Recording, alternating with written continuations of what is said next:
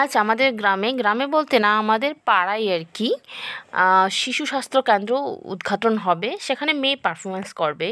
তো এক মামি শাশুড়ি সেখানে আশাকর্মী হিসাবে কাজ করে, তো আমাকে কালকে হঠাৎ করে ফোন করলো যে বৌমা এখানে প্রোগ্রাম হবে, যে তোমার মেয়েকে কালকে নিয়ে আসো। তো কোনো নাচের প্র্যাকটিস নেই, কিছু নেই, তো না আমি ভাবছি একটা ডান্স করানো আছে ওকে, ওটাই ভাবে পারছে ওটাই করবে আর কি। তো সকালে একদম খাওয়া দাওয়া করে রেডি হয়ে বসে পড়লাম ওকে রেডি করানোর জন্য। আর দেখো একটু রেডি হয়ে রাগ হচ্ছে, মানে সোয়েটার পরবে না। তো তারপরে বুঝিয়ে সামলিয়ে এখন এই যে দেখো নিজে আবার ইন্ট্রো দিচ্ছে, তো আমি ওর ভয়েসটা দিলাম না, আমি বলছি ইন্ট্রো দিচ্ছে, হ্যালো আঙ্কেল আন্টিরা আমাকে কেমন লাগছে, তো আমি এখন নাচতে যাচ্ছি এসব আর কি বলছে। তো জানি না কীরকম নাচবে, কিন্তু ভালোই নাচছিল।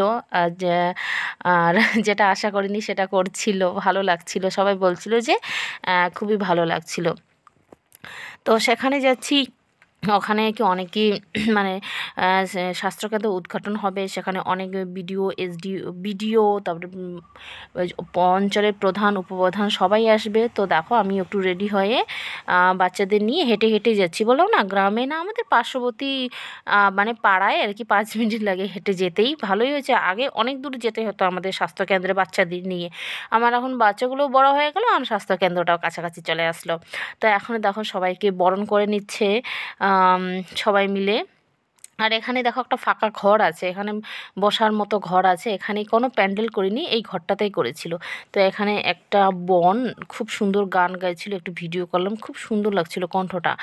আজ আমাদের এখানে না, হয়তো ওরা টাউন থেকে এসেছিল, চিনি না খুব, কিন্তু খুব সুন্দর গাইছিল। আর এদিকে যে একটা মেয়েও অনেক কয়জন নাচ করেছিল। তো তো এই যে এখানে মানে উদ্ঘাটন হচ্ছে মানে ইনি হচ্ছেন অঞ্চলের প্রধান নাকি, আমি ঠিক চিনি না।